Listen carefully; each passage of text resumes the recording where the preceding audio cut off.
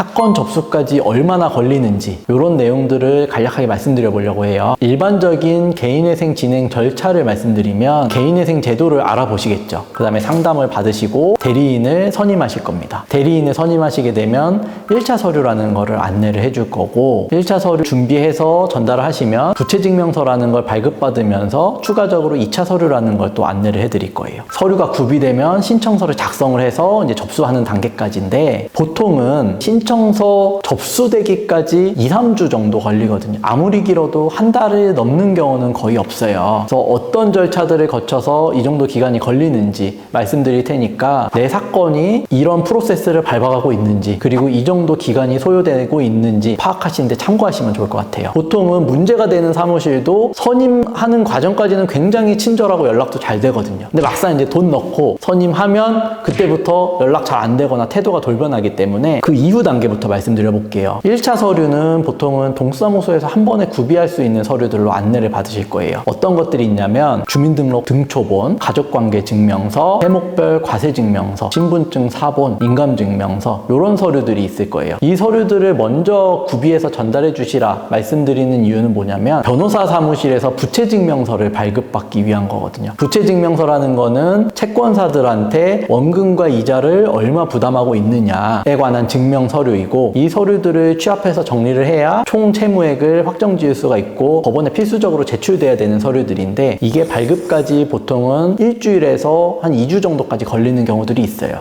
그래서 이 서류들을 준비하는 데 기간이 오래 걸리기 때문에 이 서류를 발급받기 위한 기초 서류로 1차 서류를 가장 먼저 요청드리는 겁니다. 그러니까 그 기간 동안에 시간이 뜨니까 준비에 다소간의 시간이 걸릴 수 있는 2차 서류도 같이 안내를 드려요. 2차 서류는 어떤 것들이 있냐면 일반적으로 소득 관련 서류들이 있고 재산 관련 서류들이 있습니다. 예를 들면 재직증명서라든지 급여명세서, 통장거래내역, 세금 관련 소득금액증명원, 원천징수영수증, 사업자 등록증, 매출을 증명할 수 있는 자료들, 주거지에 관한 임대차 계약서라든지 부동산 등기부, 보험 가입하신 경우라면 보험 관련 서류들이 있거든요. 그러면 보통 부채증명서 발급받는데 1-2주 걸린다라고 하면 그 기간 동안에 이 서류들을 준비하시는 것도 크게 문제는 없을 거예요. 기간적인 여유가 있으니까. 변호사 사무실에 사건을 맡겨서 위임 계약하고 한 2주 정도 지났으면 부채증명서와 1-2차 서류 모두가 구비됐으니까 신청서를 작성할 수 있는 단계에 온 거거든요. 그럼 신청서 작성까지는 얼마나 걸리냐? 빠르면 하루 이틀만 해도 가능은 하고 아무리 길어진다 하더라도 일주일이 넘어갈 수는 없습니다. 그러면 아까 말씀드린 기간부터 2-3주 정도 됐겠죠. 신청서 작성이 완료가 되면 바로 접수할 수 있는 단계인데 아무리 길게 넉넉 잡고 생각하더라도 한 달을 넘기는 어려운 구조일 수밖에 없잖아요. 그럼에도 한 달이 넘어가는데 2달이 되고 3달이 됐는데 사건 번호조차 안 나온다. 그리고 연락을 했는데 연락이 잘 안 된다. 그러니까 이런 경우라면 내 사건이 제대로 진행되지 않고 있다 라고 생각을 하시고 변호사 사무실에 직접 찾아가서 확인을 해보시거나 아니면 위임 계약을 해제하시고 다른 사무실에 사건을 다시 맡겨서 진행하시는 것도 고려해보시는 게 좋겠다. 이상 도움되셨다면 구독과 좋아요 부탁드리겠습니다.